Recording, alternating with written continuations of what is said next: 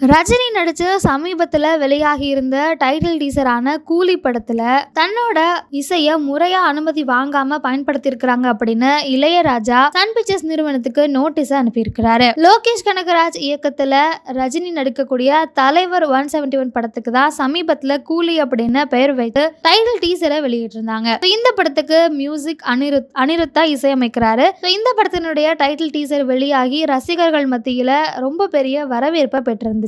இந்த டீசர்ல தங்கமகன் படத்துல இடம்பெற்றிருந்த இளையராஜாவோட பாடலான வா வா பக்கம் வா பாடல் வரிகளை மறு உருவாக்கம் செஞ்சிருந்தாங்க. ஆனா அதுக்கு இளையராஜா கிட்ட முறையா எந்த விதமான பெர்மிஷனும் வாங்கல அப்படின்னு சொல்லப்படுது. இந்த நிலையில தான் கூலி படத்துல அனுமதியின்றி என்னுடைய இசையை பயன்படுத்தி இருக்கிறாங்க அப்படின்னு இளையராஜா தரப்புல இருந்து பட தயாரிப்பு நிறுவனமான சன் பிக்சர்ஸ்க்கு நோட்டீஸ் அனுப்பப்பட்டிருக்கு. இளையராஜாவோட பாடலை பயன்படுத்தி இருக்கிறாங்க. ஆனா எந்த விதமான முன்னறிவிப்பும் இன்றி எந்த விதமான பெர்மிஷனும் இல்லாம இதை பண்ணிருக்கிறதுனால சட்டப்படி குற்றம் அப்படின்னு இளையராஜாவோட தரப்புல சொல்லியிருக்கிறாங்க. அது மட்டும் இல்லாம லோகேஷ் கனகராஜ் இப்படி பண்றது ஒன்றும் முதல் முறை இல்ல அப்படின்னு கடுமையான விமர்சனத்தை முன் வச்சிருக்காங்க. இதுக்கு முன்னாடி விக்ரம் படத்திலையும் தன்னுடைய பாடலை பயன்படுத்தி இருக்கிறாரு. அதற்கும் சரியான முறையில அனுமதி எதுவும் வாங்கல. அதே மாதிரி லோகேஷ் கனகராஜோட தயாரிப்புல ஃபைட் கிளப் அப்படிங்கிற படத்துல இடம்பெற்ற ஏன் ஜோடி மஞ்சக்குருவி பாடல்ல இசையமைச்சிருக்கிறாங்க. மறுபடியும் மறு உருவாக்கம் செஞ்சிருக்கிறாங்க. ஆனா அதற்கும் எந்த விதமான பெர்மிஷனும் இளையராஜா கிட்டயோ இல்ல இளையராஜா தரப்புல யாருக்கிட்டையுமே கேட்கல அப்படிங்கிற விவரத்தையும் சொல்லியிருக்கிறாங்க.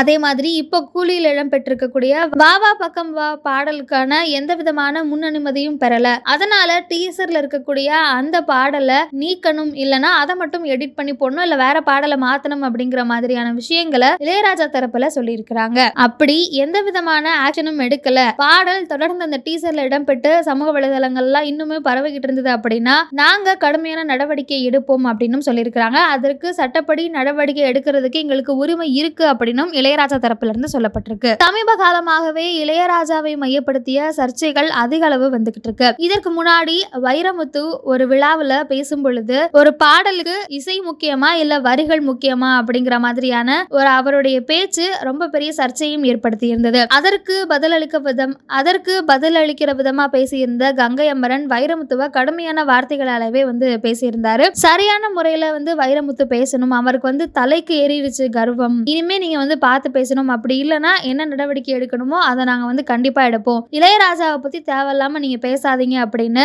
கங்கையமரன் கடுமையான விமர்சனங்களையும் வைரமுத்து மேல வச்சிருந்தாரு. அதே மாதிரி இதற்கு முன்னாடியுமே சில சர்ச்சைகள் இளையராஜாவை மையப்படுத்தி வந்திருக்குது. இளையராஜாவும் அதற்கு சில இடங்கள்ல பதில் சொல்லி இருக்கிறாரு. இந்த நிலையில இப்போ ரஜினியினுடைய கூலி படத்துக்கு இப்படி ஒரு சிக்கல் வந்திருக்கு. இளையராஜாவுடைய இந்த நோட்டீஸுக்கு படக்குழு தயாரிப்புல இருந்து என்ன மாதிரியான விளக்கம் அளிக்க போறாங்க, படத்துல இருந்து அந்த பாடலை நீக்குவாங்களா அப்படிங்கறத பொறுத்திருந்து பார்க்கலாம்.